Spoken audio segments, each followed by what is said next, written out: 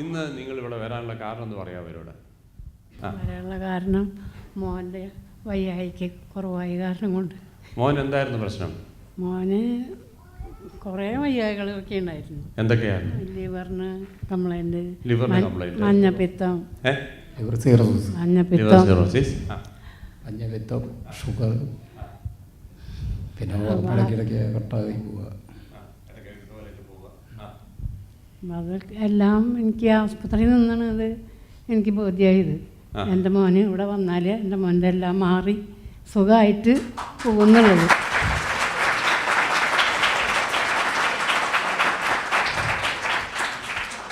എന്താണ് സൗഖ്യമാകാനുള്ള കാരണം? എന്തൊക്കെയാണ് സംഭവിച്ചത്? ഇവിടുന്ന് ഒരു ചേച്ചി എന്നെ ബസ് സ്റ്റോപ്പിൽ വെച്ചിട്ട് കണ്ടത്. അപ്പോൾ അവൾ എന്നോട് പറഞ്ഞു, ഞാൻ വേറൊരു അമ്മോട് പറയാം എൻ്റെ മോൻ്റെ വിവരങ്ങൾ ചോദിച്ചപ്പോൾ പറഞ്ഞു ഇങ്ങനെ അവന് ഭയങ്കര വിഷമമാണ്, ഐസിയുലായിരുന്നു. 17 ദിവസം 3 ദിവസം ഓർമ്മയില്ലാണ്ട് മരിച്ച മാതിരി കിടന്നു. 17 ദിവസം എന്ന് പറഞ്ഞാൽ 2 സ്ഥലത്തായിട്ട് ഐസിയുയിൽ കിടന്നു. ഒരു 3 ദിവസം മരിച്ചവനെ പോലെ കിടക്കുകയാണ്.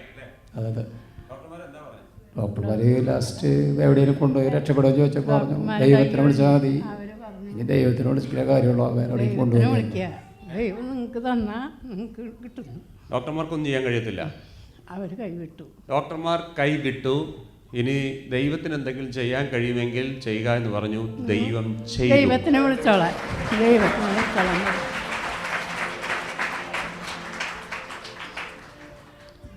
എന്തൊക്കെ ഈ പറയപ്പെട്ട പ്രശ്നങ്ങളെല്ലാം ഉണ്ടായിരുന്നു.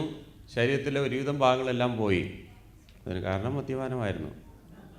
ഓക്കെ, അപ്പോൾ ആ സഹോദരി എരിവുള്ളവരുണ്ട് ഇതിൻ്റെ അകത്ത്. അങ്ങ് വന്നേ. എനിക്ക് വളരെ സന്തോഷമുണ്ട്. നിങ്ങൾക്ക് പണമുണ്ടോ, നിങ്ങൾ പാവപ്പെട്ടതൊന്നും വിഷയമല്ല. തമ്പുരാൻ നിങ്ങളെ പുറമല്ല കാണുന്നത്, ദൈവം നിങ്ങളുടെ അകമാണ് കാണുന്നത്. ഹല്ലേലൂയ. മൈക്കും കൊടുത്തേ. എന്താ സംഭവിച്ചൊന്ന് പറഞ്ഞേ, ക്ലീൻ ആയിട്ടൊന്ന് പറഞ്ഞേ. ഞാൻ തൃശ്ശൂർക്ക് ഇങ്ങനെ പോവായിരുന്നു. അപ്പോൾ ഈ അമ്മ പറഞ്ഞു, വേറൊരാളോടെ പറയണത് എൻ്റെ മകൻ ഇങ്ങനെ ഭയങ്കര വിഷമമായിട്ട് കിടക്കുകയാണ്. എനിക്കിപ്പോൾ അത് കേട്ടപ്പോൾ എൻ്റെ ഭർത്താവ് ഇതേപോലെ വയ്യാണ്ട് ഒരു കൊല്ലം കിടന്നിട്ടാണ് മരിച്ചത്. അപ്പോൾ ആ ഒരു അവസ്ഥ. അപ്പം അന്നൊക്കെ ഞാൻ ഇപ്പോൾ ആലോചിക്കും, ഇന്ന് പ്രാർത്ഥന അന്നുണ്ടായിരുന്നെങ്കിൽ എൻ്റെ ഭർത്താവ് മരിച്ചില്ലായിരുന്നു. പല കേസുകൾ ഈയിടെ വന്ന് പറയുന്ന ഒരൊറ്റ കാര്യം, അന്ന് ഞാൻ ഈ സഭ അറിഞ്ഞിരുന്നെങ്കിൽ എൻ്റെ ഭാര്യ എനിക്ക് നഷ്ടപ്പെടത്തില്ലായിരുന്നു. പലരും ഈ സാക്ഷ്യം പറയുന്നുണ്ട്. അവർക്കറിഞ്ഞിട്ടില്ല ഇത് പിശാച് ചെയ്യുന്ന കാര്യങ്ങളാണെന്നൊന്നും അവർ അറിഞ്ഞില്ല. അങ്ങനെ വേറൊരു വേൾഡ് പ്രവർത്തിക്കുന്ന കാര്യം അവർക്ക് അത്രയും അറിയത്തില്ലായിരുന്നു. പറഞ്ഞോളൂ. എന്നിട്ട് ഈ ചേച്ചിയുടെ വിഷമം കണ്ടപ്പോൾ ബസ്സിൽ കയറിയപ്പോൾ ഞാൻ പറഞ്ഞു, ചേച്ചി ബസ്സിൽ സംസാരിക്കുമ്പോഴാണ്, അല്ല ബസ് സ്റ്റോപ്പിൽ നിന്നിട്ടാണ് ഈ ചേച്ചി വേറെ ആളോട് പറയണത്. അപ്പോൾ എന്താ പറയുന്നേ, അല്ല ഇങ്ങനെ മോനിങ്ങനെ ഭയങ്കര വിഷമമാണ്. അപ്പോൾ എനിക്ക് ഈ കണ്ട ആൾക്കാർ നിൽക്കുന്നത് കാരണം സംസാരിക്കാൻ പറ്റിയില്ല. ബസ്സിൽ കയറിയിട്ട് ഞാൻ പറഞ്ഞു, ചേച്ചി ഒന്നുകൊണ്ടും പേടിക്കണ്ട, ഞാനിങ്ങനെ ഒരു പ്രാർത്ഥനയ്ക്ക് പോകുന്നുണ്ട്, അവിടെ നിന്ന് പ്രാർത്ഥിച്ച് വെള്ളം തന്നിട്ടുണ്ട്, ആ വെള്ളം മോന് കൊണ്ടു കൊടുക്കുക. ആ കൊണ്ടു കൊടുത്താൽ ദൈവം അവിടെ അത്ഭുതം പ്രവർത്തിക്കുന്നു, ഞാനാ പറയണത്. പക്ഷേ എന്നിട്ട് പേര് വെട്ടി വരുമ്പോൾ അവിടെ സാക്ഷ്യം പറയണം എന്ന് പറഞ്ഞു ഞാൻ. അങ്ങനെ ഒരു കുപ്പി വെള്ളം കൊടുത്തു. പക്ഷേ ഈ അമ്മമ്മയ്ക്ക് അന്ന് കൊടുക്കാൻ മറന്നു ഇത്ര വൈകുന്നേരം. അപ്പോൾ ഈ മകൻ നന്നായി ചുമയ്ക്കാണ്. അന്ന് ഞാൻ മറന്നു. വെള്ളത്തിൻ്റെ ഓർമ്മ എനിക്ക് അങ്ങനെ ഉണ്ടായില്ല. പിന്നെ ഇങ്ങനെ രാത്രി തന്നെ പോകാൻ വല്ലാണ്ട് ഇങ്ങനെ കിടന്ന് ഒരു ജാതി ചുമയാണ് ചുമക്കുന്നത്. അപ്പോൾ എനിക്ക് വിഷമമായി തുടങ്ങി. അപ്പോൾ ഞാൻ എൻ്റെ മോൻ എന്തെങ്ങനെ ചുമക്കുന്നു വെച്ചിട്ട് ഞാൻ പെട്ടെന്ന് എൻ്റെ മനസ്സിലിത് ഇങ്ങനെ വന്നു, ഇവള് വെള്ളം തന്നിട്ടുള്ളത്. ഞാൻ പറഞ്ഞു, മോനെ ആ വെള്ളം കുറച്ച് അമ്മ തരാം, അത് തന്നിട്ടുണ്ട് ചുമ മാറുമ്പോൾ എന്ന് പറഞ്ഞ് 2 പ്രാവശ്യം ആ വെള്ളം കുറേശ്ശെ കൊടുത്തു. പിന്നെ എൻ്റെ മോൻ സുഖമായി കിടന്ന് ഉറങ്ങി.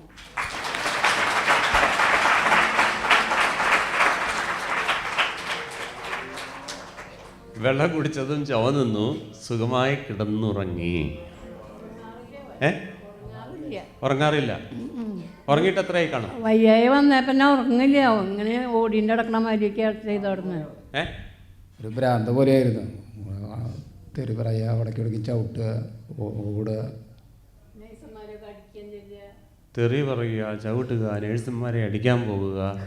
അപ്പോൾ ഈ രോഗം വന്നിട്ട് ഇപ്പോൾ എത്രയായി കാണും? അപ്പോൾ ഉറങ്ങുമ്പോൾ ഒരു മാസത്തിൻ്റെ അടുത്തായി. വെള്ളടി തുടങ്ങിയ പിന്നെ ഉറക്കം കുറവാണ്. കഴിക്കാറില്ല, 1 മാസമായിട്ടാണ് അടുപ്പിച്ച് കഴിച്ചു തുടങ്ങിയത്. 1 മാസമായിട്ട് കാലത്ത് തൊട്ട് കഴിക്കും. മദ്യം കഴിക്കുന്ന ആൾക്ക് പ്രത്യേകമായിരുന്നു. മദ്യം കഴിക്കാനാണ് ആള് ഈ കൂട്ടുകാരൻ കൂട്ടിയിട്ട് മദ്യത്തിലേക്കാണ് ഇറങ്ങിയത്. അങ്ങനെ ആയി മോൻ നശിച്ചു, ഉള്ള കാശും നശിച്ചു, വീടും ഇല്ല, ഒക്കെയും പോയി. എൻ്റെ കയ്യിൽ കൊടുത്ത പണമൊക്കെ ആ മറ്റവർക്ക് ഓരോരുത്തർ സഹായിക്കുക, കടം കൊടുക്കുക, അങ്ങനെയൊക്കെ ആയി. 10-21 ലക്ഷം രൂപ. ഒരു എന്താ ചെയ്ത മോനെന്ന് വെച്ചാൽ അവനതിനെ അറിയില്ല എന്നിട്ട് കാണിച്ചെന്നുള്ളത്. ഇനി അതൊന്നും എൻ്റെ കയ്യിലേക്ക് എവിടെ നിന്ന് കിട്ടിയിട്ട് വേണം.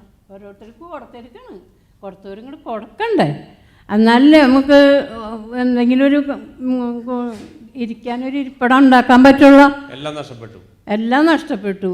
എനിക്ക് ഇനി എൻ്റെ മോനെ ആ കാശൊക്കെ തിരിച്ച് കിട്ടിയിട്ട്. അവർക്ക് എത്ര മക്കളുണ്ട്?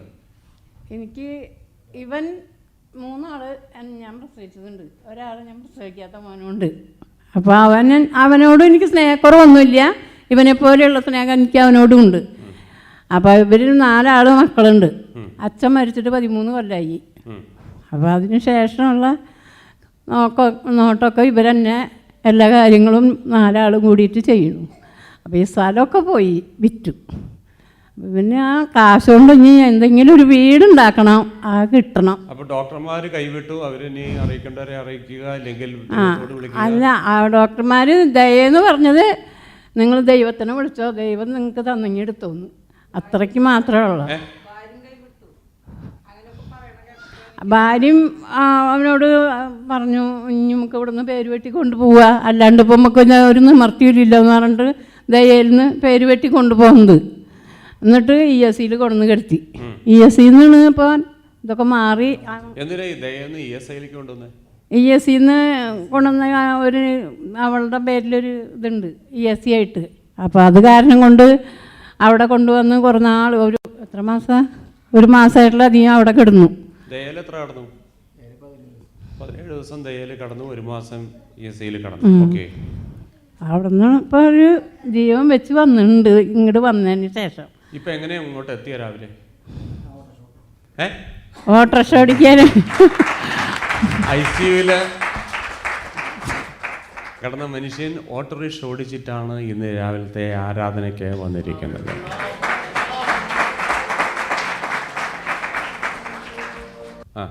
2 ദിവസം മുന്നേ പെട്ടെന്ന് വയറുവേദനയായിട്ട് ഒരു ആൺകുട്ടീനെ അവിടെ നിന്ന് ഹോസ്പിറ്റലിലേക്ക് കൊണ്ടുപോയി.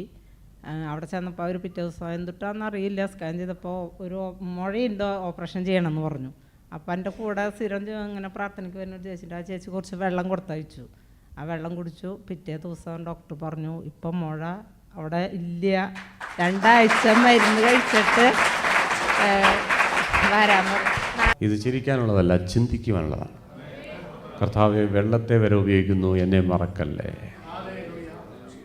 ദൈവം നമ്മെ ഉപയോഗിക്കുവാൻ കാത്തിരിക്കുക. ഹല്ലേലൂയ.